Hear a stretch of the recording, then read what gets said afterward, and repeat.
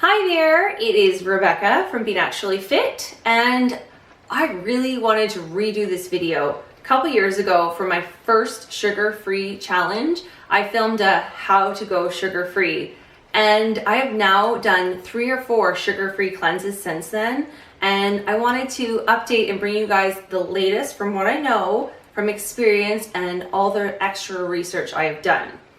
So getting started, I really wanted to talk about the dangers of sugar. Sugar is completely devoid of all nutrients.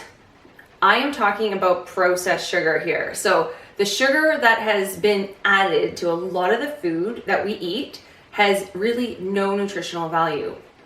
On the flip side of that, it is creating havocs in our body. It is feeding this negative loop of addiction to sugar. It's releasing tons of insulin and helping us store more fat than we need. And it's creating inflammation in our bodies. Inflammation is like the root cause of so many really serious diseases like cancer, heart disease, autoimmune, diabetes. So really going back, sugar has been a really bad part of our North American diet. Now, the problem is sugar is added to everything. And I'm not kidding. If even all the healthy food that's out there, they're sneaking it in to make the food taste good and to help it have a better shelf life. And really, the whole food manufacturing business is trying to sell us food. And they want us to be addicted and they want the food to taste good. So they're adding sugar. Now, sugar can come as many different forms. A lot of times we're kind of tricked into thinking like, oh, cane sugar is better. And you know, there's that debate to have for sure, but sugar is sugar. And here's the thing. Once it gets into our bodies and starts to break down, sugar is just sugar. Whether it comes from maple syrup, dates, agave, molasses, like there's tons of healthier sugars that we don't need to cut from our life forever. But when we're doing a sugar-free cleanse, we need to realize that sugar is sugar, and the point is to cut it completely out. So here is why we do a sugar-free cleanse. We want to break up with our sugar habits. We want to retrain our palate, and we want to learn how to better make our own food that is more sugar-free. Now, the first step of going into the sugar-free challenge is learning how to read your labels. Again, like a lot of healthy food out there still does added sugar. So before you completely, here's my starting date, get familiar with your food. What is in your peanut butter? What is in your yogurt, your bread, your granolas, your crackers, your sauces? A lot of times we don't even realize there's a ton of added sugar in all those things. So the first thing is to start looking at our packages and realizing like, oh, my almond milk is regular. They have unsweetened. I'll switch to that. Same with our yogurts, peanut butter, a lot of different sauces like tomato sauce. You don't actually have to have added sugar in there. So it's your job as a consumer to start to read your labels. And I just want to be really crystal clear. We're not looking at how many grams of sugar is in the food, because sometimes, for example, tomato sauce, tomatoes have naturally occurring sugars. And that's okay. That's not the point of going sugar-free. Squash, carrots, almost everything has naturally occurring sugar. We are looking to look at the ingredients and see if we see cane syrup or the worst, like glucose, fructose syrup. Anything molasses, dextrose, they hide it under a ton of different names. So you have to just read through the labels, and if you suspect any of them are sugar, you're probably onto something. Second thing is to obviously cut out all the added things that you know of, like the cookies and the ice cream, the treats, the candy. You guys know that there's sugar in that. So as you're leading up to a sugar-free cleanse, it's time to start looking at your habits around like, why are you grabbing a cookie after dinner? Or that 3 o'clock slump when you really feel like a muffin. Is there something else that you actually need? Like, do you need more nutrients or energy? Could you maybe eaten more protein and healthy fat at lunch? So it's learning to look at it in a more holistic way. And instead of thinking the things that you have to take out, think of the things that you could put in to feel your best. Like a sugar-free cleanse is hard enough on its own. We don't want anyone going hungry, and you definitely don't want to starve yourself of that needed protein, complex carbs, and healthy fats. So let's talk about how you go about doing this sugar-free cleanse and what is on the menu and what's off limits. Because there's a lot of different styles of cleanses out there, and there's a lot of rules, and I just want to be really crystal clear on how you can get your best results. So whether you're doing a week, 2 weeks, a month, or longer, it's really important to know what is going to give you the best chance of really breaking up with that sugar habit. So we talked about this earlier, it's all the added sugars. So your body will right away like, yes, sugar. If you eat anything like a tomato sauce or a granola that is sweetened with maple syrup or cane sugar, it doesn't matter, no added sugars allowed. Then there's the obvious. You're not eating ice cream, you're not eating candy, you're not allowed to have a chocolate chip cookie. Not on the cleanse. Then it's going on to the natural sweeteners. So a lot of people would say that dates are really good for you. And I agree. I don't think you should live a life without dates. But during your sugar-free cleanse, your body needs to be cut off from all of those. So cranberries, dried fruit, agave, maple syrup, honey, all really healthy foods to have in moderation, but during the cleanse, they're off limits. Now here's the next one. It's high glycemic, high sugary fruits. Bananas are like my favorite. I love bananas, they're so good for you. But during a sugar-free cleanse, it can be a bit much. So sticking to lower glycemic index fruits like berries, strawberries, blackberries, and blueberries, green apples, lemons, limes, usually half a grapefruit, something like that isn't going to put you over the edge. Now, if you have a half a banana in a smoothie, it's actually not going to wreck your cleanse.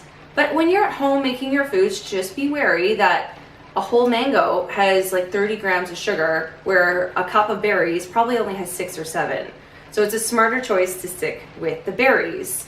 So all those things are off limits. Now, when it comes to squash and carrots, they all have naturally occurring sugars in them too, but that is totally fine. Those are not going to rack up your numbers in grams of sugar, so you don't need to worry about it. I actually strongly encourage you eat tons of vegetables, lots of lean protein from any source. You know, if you guys eat meat, go ahead, eat your chicken and turkey, eggs. If you're a vegan, make sure you're loading up on tons of beans, nuts, healthy fats, all the good things that you do love, avocados, rice, you know, anything that's a complex carb, oats, all very good for you. So you're really just limiting this sweet stuff. Now let's talk about how you're going to feel on your sugar-free cleanse.